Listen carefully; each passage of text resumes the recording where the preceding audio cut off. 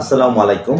আমি ডাক্তার মোহাম্মদ আলী ফয়সাল। আমি Bangladesh medical university সাবেক পিজি হাসপাতালে অর্থোপেডিক সার্জারি বিভাগের আর্থ্রোস্কোপি ও জয়েন্ট রিপ্লেসমেন্ট ইউনিটে সহযোগী অধ্যাপক হিসেবে কর্মরত আছি। আজ আমি আপনাদের সামনে আমার এক রোগী, ওর নাম ডাক্তার অনিক। 8 মাস আগে ফুটবল খেলতে যেয়ে ডান পায়ে আঘাত, তারপরে ফুটবল খেলা কমপ্লিট করতে পারে না। তারপর থেকে গেলে দেখা যায় বাস করে যায়, শীত উঠতে নাম সমস্যা হয়, ঠিক মতো দৌড়তে পারে না। এই সমস্যা নিয়ে পরবর্তীতে অনেক ডাক্তারের কাছে যায়, ডান পায়ের এই সমস্যার সমাধান হয় না। এর কিছুদিন পরে ও আমার কাছে পায়ের সমস্যা নিয়ে কথা বলে। ডান পায়ে ক্লিনিক্যাল এক্সামিনেশন করি। ক্লিনিক্যাল এক্সামিনেশন করে আমি বুঝতে পারি ডান পায়ের রক ছিঁড়ে গেছে। এইটাকে কনফার্মেশন করার জন্য আমি ডান পায়ে একটা এমআরআই দিই। এমআরআই এর মধ্যে আমি কনফার্ম হতে পারি ও ডান পায়ের এন্টেরিয়র ক্রুশিয়াল লিগামেন্ট অর্থাৎ এসিএল টিয়ার হয়েছে। পরবর্তীতে ডাক্তার অনিককে আমি সবকিছু বুঝিয়ে বলার পরে ও ব্যাপারটা বুঝতে পারে ডান পায়ের রক ছিঁড়ে গেছে। এন্টেরিয়র ক্রুশিয়াল লিগামেন্ট ছিঁড়ে গেলে আমি সাধারণত আর্থ্রোস্কোপির মাধ্যমে এই অপারেশনটা করে থাকি। আর্থ্রোস্কোপির মাধ্যমে নি জয়েন্টে ঢুকে জয়েন্টকে দেখস্কোপির মাধ্যমে এসিএল রিকনস্ট্রাকশন করি। এটি একটি রক্তপাতহীন অপারেশন। ডাক্তার অনিককে আমি যে বলার পরে ডাক্তার অনিক অপারেশনের জন্য রাজি হয় এবং অপারেশনের জন্য ভর্তি হতে বললে ভর্তি হয় এবং যেদিন সকালে ভর্তি হয় সেদিন দুপুরে আমি অপারেশন করি এবং পরের দিন সকালেই ওকে আমি ছেড়ে দিই। তো অপারেশনের পরে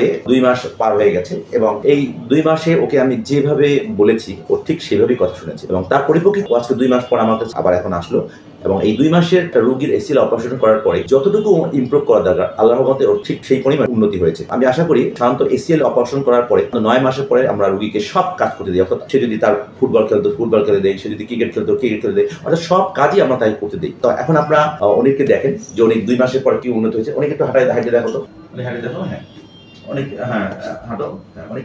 নিচে বসো, নিচে বসো, দাঁড়াও। 2 মাসের মধ্যে আমরা রোগীকে সাধারণত স্বাভাবিক কাজ অর্থাৎ হাঁটাচলা করতে দেই, নিচে বসতে দেই, অনেক এই কাজগুলো স্বাভাবিক পারে। 3 মাসের পরে আমরা রোগীকে জগিং দেই, সুইমিং দেই, এইসব কাজ। 6 মাস পরে আমরা রোগীকে নন কন্টাক্ট স্পোর্ট অর্থাৎ আমরা ওকে ব্যাডমিন্টন, টেবিল টেনিস এগুলো খেলতে দিব এবং 9 মাস পরে আমরা ফুটবল, ক্রিকেট অর্থাৎ সব কাজই ওকে করতে দিই। এখন আপনারা অনেকের মুখে শুনেন অনেকের কি সমস্যা হয়েছিল এবং অপারেশনের আগে কি সমস্যা ছিল, অপারেশনের পরে কি অবস্থা। আমি স্যারকে দিয়ে আমার এসিএল অপারেশন করিয়েছি, আলহামদুলিল্লাহ এখন আমি ভালো আছি। কিন্তু অপারেশন করানোর আগে আমি ফুটবল খেলতে গিয়ে আমার এই রগটা ছিঁড়ে যায়। তো পরে আমি স্যারের কাছে আসি, স্যার পরীক্ষা করার পরে আমার অপারেশনটা করে। কিন্তু অপারেশন আগে আমার হাঁটতে গেলে সমস্যা হইতো, আমার পায়ের ব্যালেন্স ঠিক থাকতো না। তারপরে আমার ইভেন আমার পাটা শুকাই গেছে, মানে বাম পাটা ঠিক ছিল, ডান পাটা পুরো শুকাই গেছিল।